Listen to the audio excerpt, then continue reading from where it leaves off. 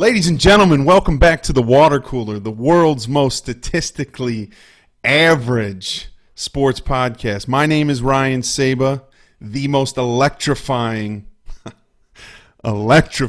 voice in sports information. And with me, as always, what up? It's me. It's Lukey C, a.k.a. the Crockpot. What are we talking about today? The Crockpot. All right, so we are going to talk about the madness that is college football that is playing out right before our very eyes right now. But before we get into that, we have news. For those of you that follow us on social media, we did a little tease late last week about some big news that has happened to us. We have officially been signed to a podcast network. We are now part of the Believe Podcast Network, the #1 podcast network for professionals. Now, what does that mean? Well, the Believe Podcast Network has 309 shows with a stable of players and local media personality. I think one of the great things about the Believe Podcast Network is that, you know, no matter who your favorite team is, say you're a St. Louis Rams fan, you got Isaac Bruce doing a podcast every week and one of their local media guys. So it might be hard to be a St. Louis fan. Yeah, the Los Angeles Rams, St. Louis Rams, all those Rams, right? Look, I still call the Chargers the San Diego Chargers. But to be fair, Isaac Bruce was a St. Louis Ram. That's true. Think we're safe there. Yeah. No, it's good. So 309 shows with a stable of former players and local media personalities. Check it out, guys. Believe.com. That's BLEAV. Now, on to the show. So, have you been paying attention to what's going on with college football? I think there's a few different things I want to talk about here. I want to talk about the folks that aren't joining. I want to talk about the folks that are joining. I want to talk about some unexpected consequences, maybe play a little fantasy land here, talk about maybe what we think could be happening. And then I also want to talk about the impact on the draft. So let's start with the two conferences the two major conferences. Look, we're not talking Ivy League ball here, okay?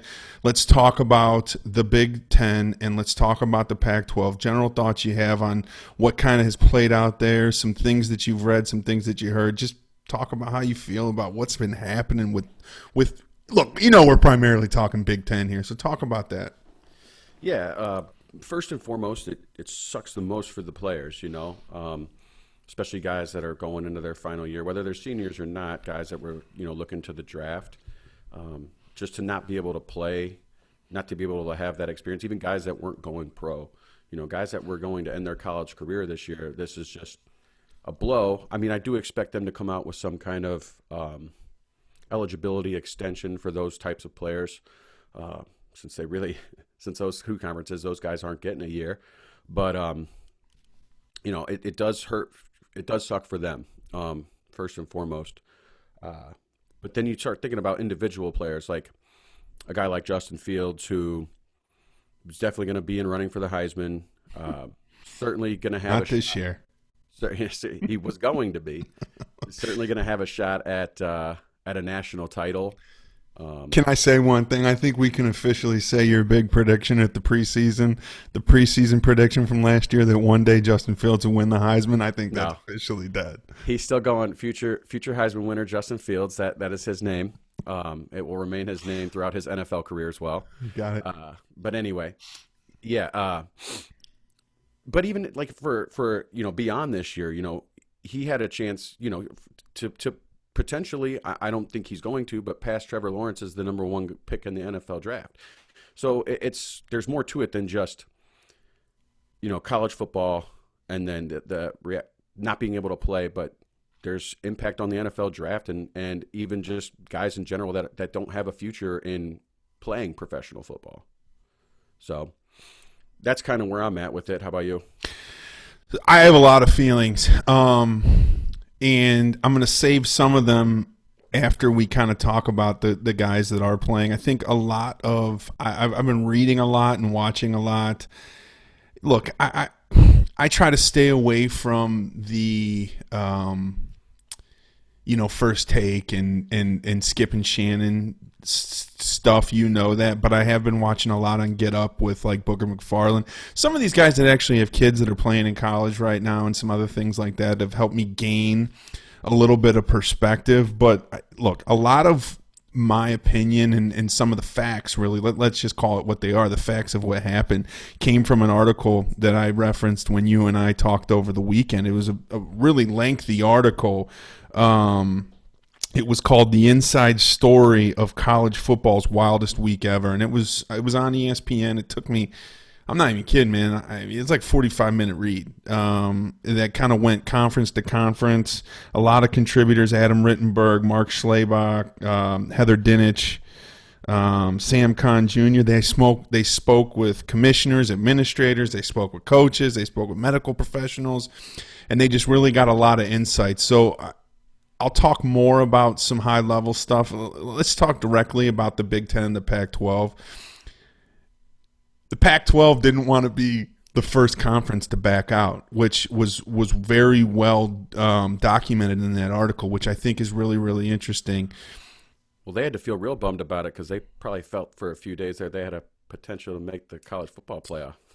Yeah, the Big Ten really let them off the hook by coming out early and basically leaking that they weren't going to cancel the season. They were actually in a meeting with their it was all of the school presidents and athletic directors, and they got news that the Big 12 was, or the Big 10 was going to cancel their season. So it actually let them off the hook. I think the one thing about the Pac-12 that's interesting is they took it a step further, right? They canceled all sports until the end of the year.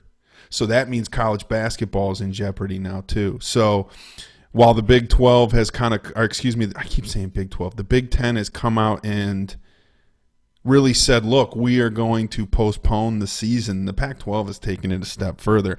There's two things I really want to talk about with the Big Ten. I think Jim Harbaugh's letter is really, really interesting. Another letter by Jim Harbaugh.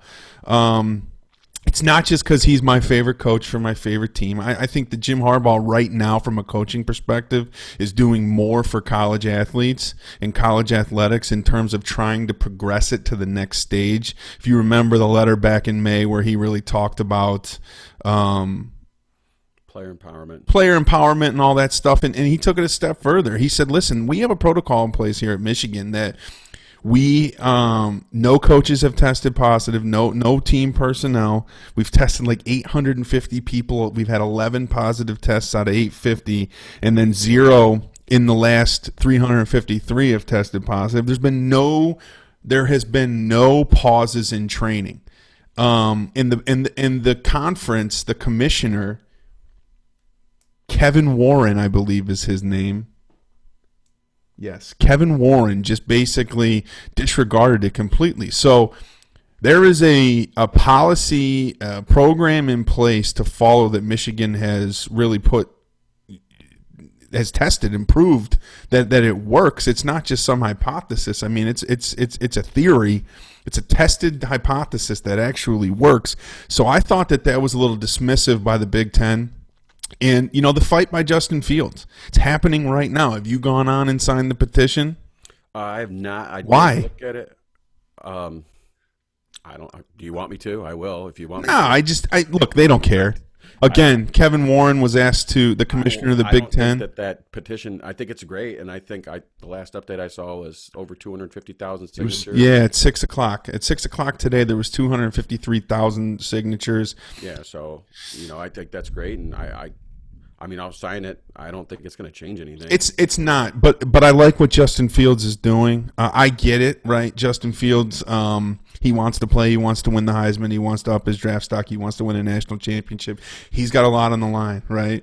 Let's not forget. At the very least, he wants to have the opportunity to do all those things. Yeah, but let's not forget that if Justin Fields wouldn't have forced his way out of the former position that he was in, he'd be playing football this year. So that's we're going to talk about that next. So. Sure, let's talk about it. I can't wait. So I think the two big things with the Big Ten are that you have a coach that is really about player empowerment and has put a program in place that the commissioner of the league disregarded. You have a player who's really stepping up and being the face and the voice of the players wanting to play, and the league and the commissioner is completely disregarding it. You have another conference that wanted to do exactly what the Big Ten is doing, but they didn't want to go first. Nobody wanted to jump off the cliff first.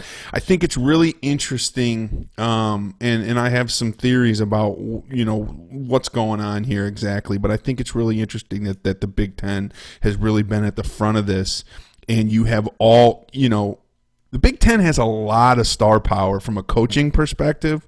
They have a lot of star power from a player perspective. And if you look at the biggest coaches in the Big Ten, right? Ryan Day, Jim Harbaugh, what's his name from Penn State? James Franklin, right? These guys are all coming in, and they're speaking out against what's actually happening. So I think it's interesting. Scott Frost threatening to leave the conference, and the Big Ten commissioner said, yeah, go ahead and leave. You ain't coming back. So just very interesting to me. So let's talk about the flip side of that. Let's talk about, your thoughts on the SEC, the ACC, the Big 12, how they've approached this, and just some thoughts you have there. Well, I did see that the SEC released their schedule, their conference schedule today, with the start date of September 26, I believe. So they bought themselves a little bit of time, but I'm just operating under the assumption that these three are just waiting. They're just waiting to cancel it till they can't anymore. It's not like the Big Ten and the schools in the Big Ten and the Pac-12 are not, still practicing, still training. And that letter from Michigan or from Harbaugh came out. They're still training. They're still doing those things. Ohio State's still doing those things. Like we said, there's guys that are going to go pro. The case study there at Michigan is great, but what happens when you start traveling, you're going from place to place. And I understand you're doing it regionally now because of the Big Ten is just playing a Big Ten schedule, but you're going to have more exposure. We saw it when golf first started, they were getting 6-7 tests and they figured it out a little bit.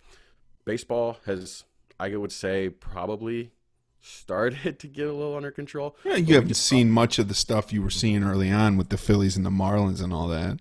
Well, we did just see 2 pitchers from the best staff in the league get sent home. Well, it's because they're out chasing tail in Chicago when they and they lied about it. Another guy from the Seahawks is trying to sneak a girl into their quarantine hotel. I mean, look. It was his fiance. You're going to see this. That's great. But you're going to see this. These guys are human beings, especially these younger guys that have money. They're guys that are just not going. They think they're invincible already. So only the players from Ohio State have money. So the only ones that are good at cheating. But and it's great when you got a nice controlled environment, but once you start to leave that and you travel around, that's where you're going to see the problem. So I'm kind of operating under the assumption that these three, if they can figure out a way, I would be impressed. I'll put it that way. If they could figure out a way to make this work. So a couple things. I think it's really, really interesting that the conference that was really at jeopardy a couple years ago of being completely disbanded, right? They lost Missouri, they lost Nebraska, they lost Texas A&M, right? The conference that was in jeopardy of being disbanded was the linchpin of this whole thing. The ACC came out in a conference call and told the SEC, because the SEC was always going. There's the NFL of college football. Well, and they're in the red states, man. I mean, let's be honest, right? So there's just a completely different approach from red states and blue states, and all of this stuff has become so politicized. Look, it doesn't matter what side you're on, and I don't care. But the reality is that the majority of the South is, I'm not going to wear my mask country, right? And that's just the reality. So the ACC told the SEC that they were not going to go along unless the Big 12 went with them. It had to be a 3-conference deal. And look, let's be honest here. All we really need is look, I'm a Michigan fan. I love Michigan, and I want to see them play this year. But let's be honest. All we really need is the ACC and the SEC anyways. 13 of the last 14 national champions. it's just the reality. The other conferences from a contender standpoint really don't bring much to the table. I think Ohio State's kind of in the mix a little bit, but beyond that, you don't have anything from the Pac-12. You don't have anything from it, really any of these other conferences. So I think from that standpoint, it's not a real surprise to me. And again, look, I'm a moderate, so I don't really have a political stance one way or another. I really float down the middle and I listen to what both sides have to say. But it's really not a surprise to me that the more liberal areas of the country, when you talk about the Northeast, when you talk about the West Coast, are the ones that opted out. And then when you talk about sort of the more conservative areas of the country, when you talk about the Southeast portion of the country and the Midwest portion of the country, that those are the divisions. So it's just funny to me how these conference alliances and whether they're going to play or not really fell along sort of their political affiliations in those regions of the country.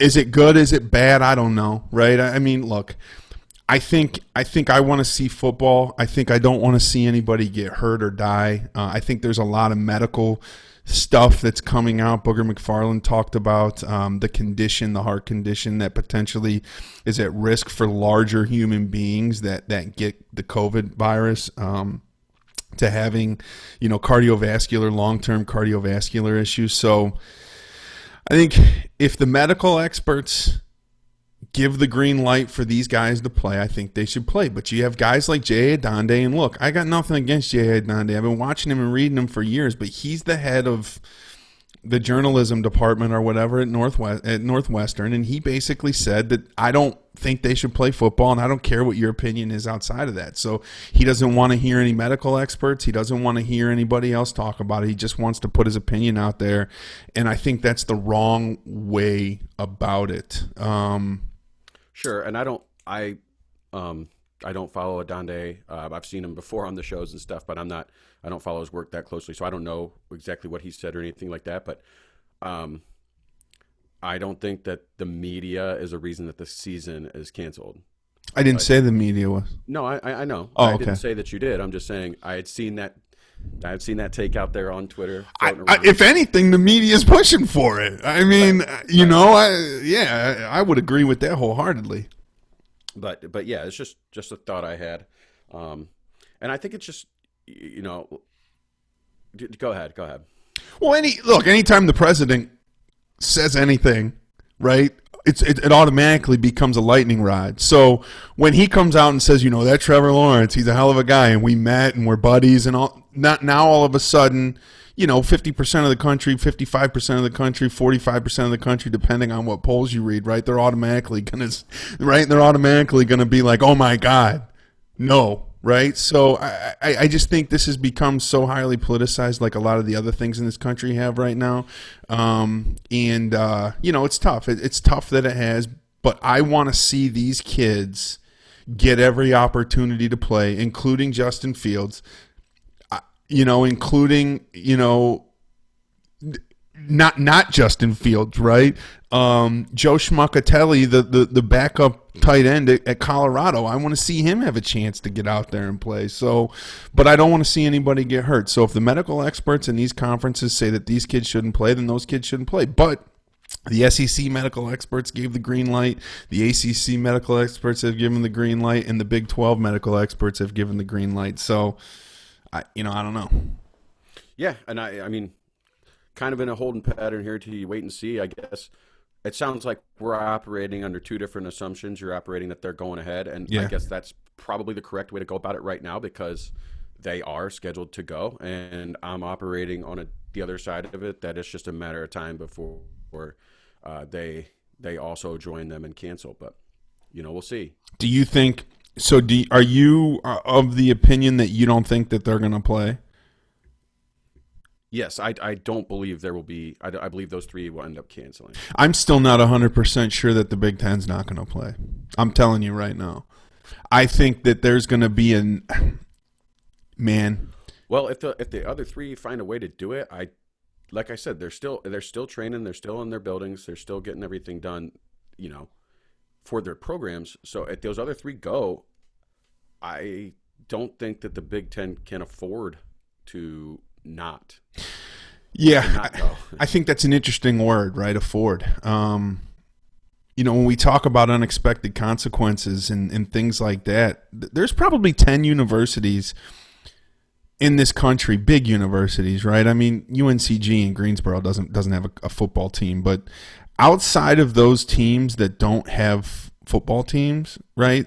There's probably 10 universities in the United States that actually have a football team, and football isn't the primary source of income, right? Duke, Carolina, Kentucky, I'm not even sure Kansas, there's 10. UConn women's basketball, right? Like, but seriously, right? There is a handful and a half. So now all of a sudden, if Stanford doesn't play football this year, now all of a sudden their women's volleyball team doesn't get funded. Their men's lacrosse team, I'm really concerned about all of the other sports at these schools. Not only this year, they may have to cancel these seasons for some of these other sports for 3 years, right? Recoup the losses that you have this year, get back to even, make a little money next year so you can, because don't forget that football helps fund some of the academic pieces as well, especially at private schools. Yeah, but Title IX is going to play a role there. It absolutely will, but look, man, Wisconsin, Barry Alvarez said that if Wisconsin doesn't play, it costs them $100 million. Mm-hmm. It's a $100 million loss. I don't know any organization. Well, I work for an organization right now where our business is down, right? But it's not down that much. But I don't know any organization that can, especially a small business. I mean, that can take $100 million loss. So I'm really concerned about the impact that this has. We may see some men's basketball programs at some pretty big schools go away. We'll see. Yeah, and that's definitely a factor, and it'll be interesting to see how it works because the TV money is based on these conferences. The networks have these affiliations with the conferences, not the individual schools, save for one in Illinois there, the Fighting Irish. But so that's going to be interesting to see how that works out. If in fact we do have a split season where these two conferences just don't play and these other two do, I'm pretty sure the Pac-12 is with the Big Ten is with Fox, and I'm pretty sure the Pac-12 is as well. So we'll see. They flex their muscles. Yeah, obviously. Notre Dame, I'm talking about, because they were in jeopardy of not being able to play. Because they weren't going to let schools play unless they were attached to a conference. So then Notre Dame steps in and goes, "Oh yeah, guess what? We play basketball in the ACC, so we're going to go ahead and play an ACC schedule this year." I think it's really interesting that those scumbags out there, they're for the last 20, 30, 25 years, probably longer than that, right? There's been pressure for them to join a conference, primarily the Big Ten, and they refuse to do it because they get a much larger piece of the pie by being independent. And now the minute that being independent doesn't benefit them, all of a sudden, and shame on the ACC for letting them, to be honest. They play 5 or 6 ACC schools a year. I mean, I don't have a problem with any of it. I mean, look, if I got paid more to do something a certain way at my job, guess what? I would do it. If I got stopped paying that way and I got paid to do it a different way, guess what I would do? It's the way that gets me paid more. I just don't like the way that Notre Dame operates. Hey, that's fair. You're not the only one. No, I know.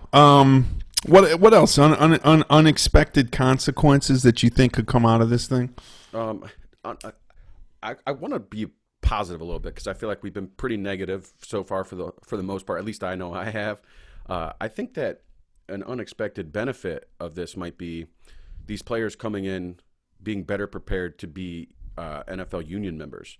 Because you hear a lot about how players, sometimes they come in, they can't handle the money. They got the rookie symposium and this and that to teach them how to handle their money and to do stuff off the field.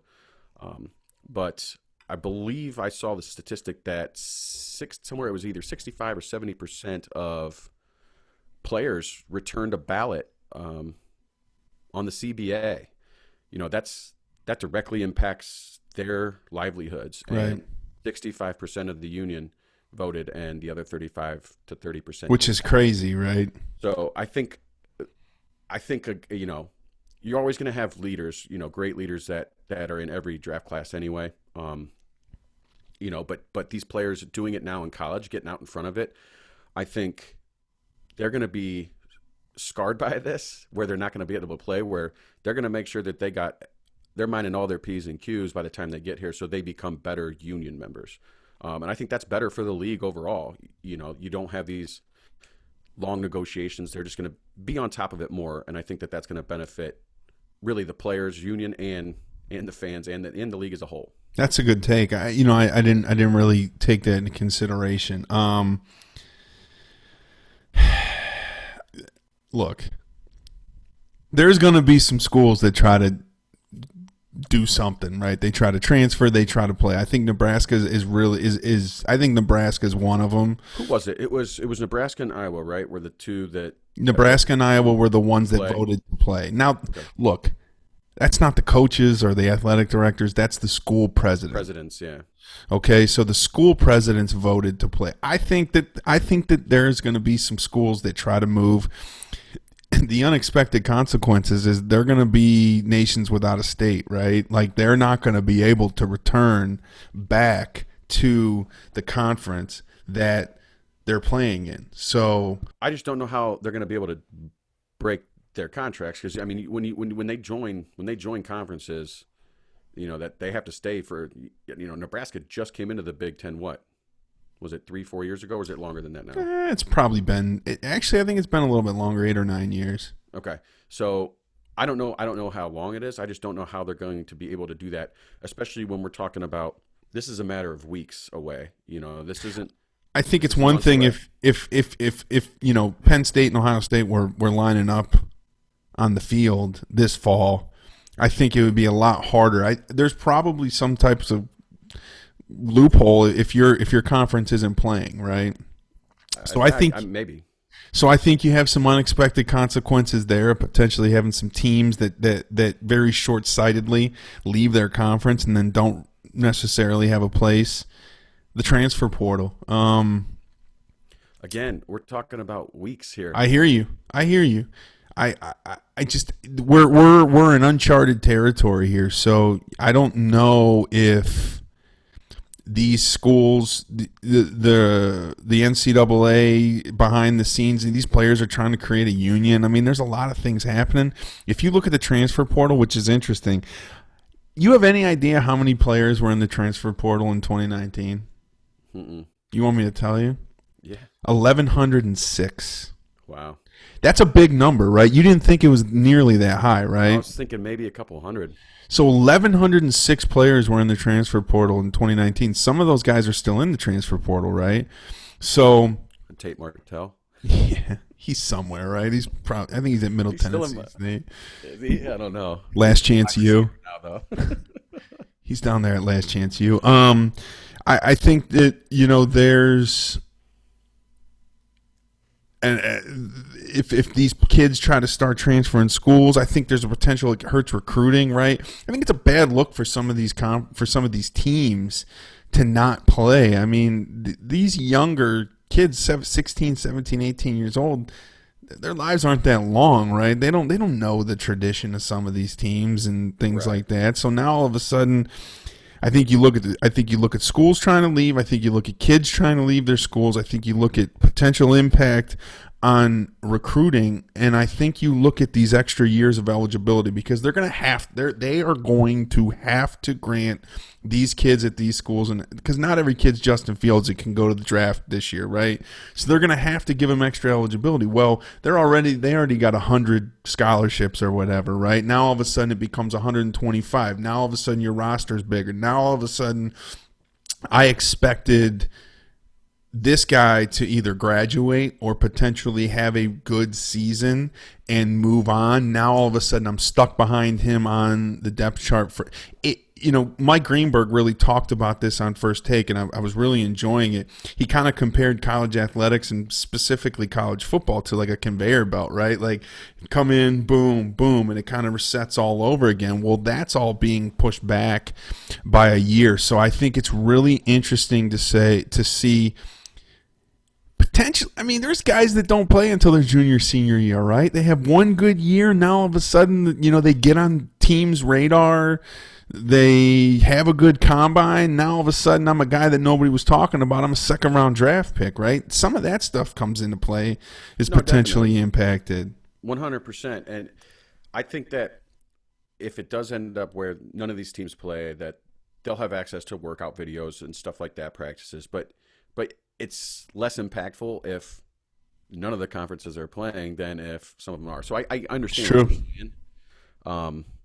But I again, it's just we'll just have to wait and see what happens here. It'll be interesting. What one expected consequence is that there will be lawyers, lots of them. So Yes, people are going to be making money off of it. better buckle up for the next few weeks.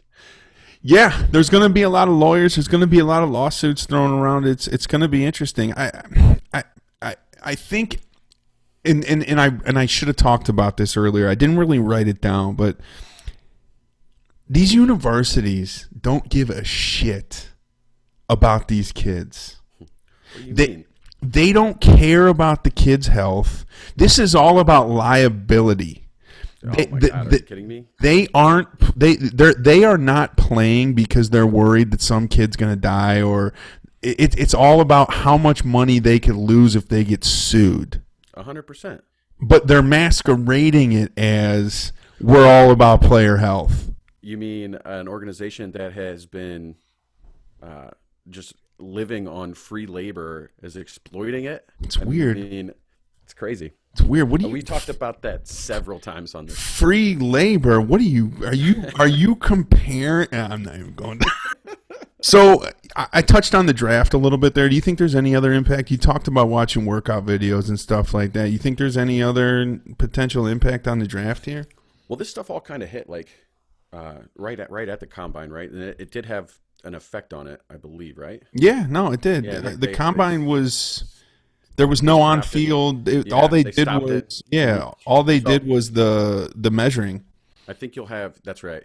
I think some guys got to lift, but anyway, um, uh, yeah, I think they'll figure out a way for those guys to do combines, pro days, and they'll just tape them, and they'll have, those will be widely distributed for stuff. But it doesn't beat a year on tape, though. A lot of that stuff is to confirm what you see from the numbers and from the tape. But so I think the draft for sure. But other than that, I mean, I don't know. If no conferences are playing, then it's not as big a deal.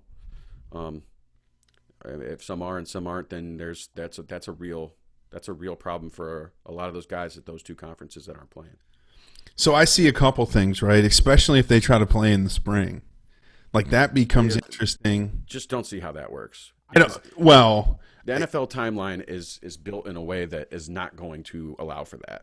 no. I understand that, but if again, they're talking about trying to play in the spring and then turn around 4 months later and play again in the fall, Which which is is just nuts. not even humanly possible. Like, Well, just for player safety and all that. I mean, that'll show you how much they really care about player safety. But right, but right. but I think when you talk about the real impact on the draft, we've talked about it, about guys potentially that kind of come out of nowhere losing that opportunity. On the flip side of that, right, guys who have great years, there's less tape on these guys. That to me becomes an opportunity for a higher bust potential, right? Because now all of a sudden all you're looking at is, like you said, pro days, combine measurements, where you got these workout warriors. So basically what you're going to have, especially, let's use the Big Ten or the Pac-12 obviously as an example because they're not playing. If I'm a guy in one of those conferences, I've already left school and I'm down at one of those academies in Florida working with those trainers that just do everything they can to help you be really good at the combine. Well, I think Right. we've seen it. Rashad Bateman, projected first round wide receiver from Minnesota. He's gone. He's already Yeah. out, opted out of the year, and he's gonna, he's working out now towards next year's draft. But now all of a sudden you have guys training to pass a physical test versus training to be a professional football player. And I understand there's more time that a guy like Bateman's going to have now to do that from now until the time the combine comes.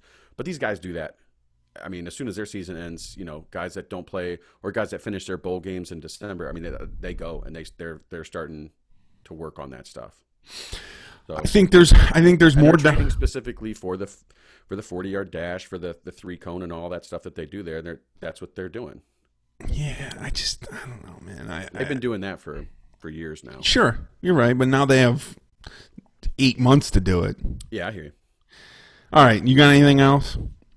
No, just pumped to be a part of the Believe Network. Happy to be here, and I'm pumped, man. That's it.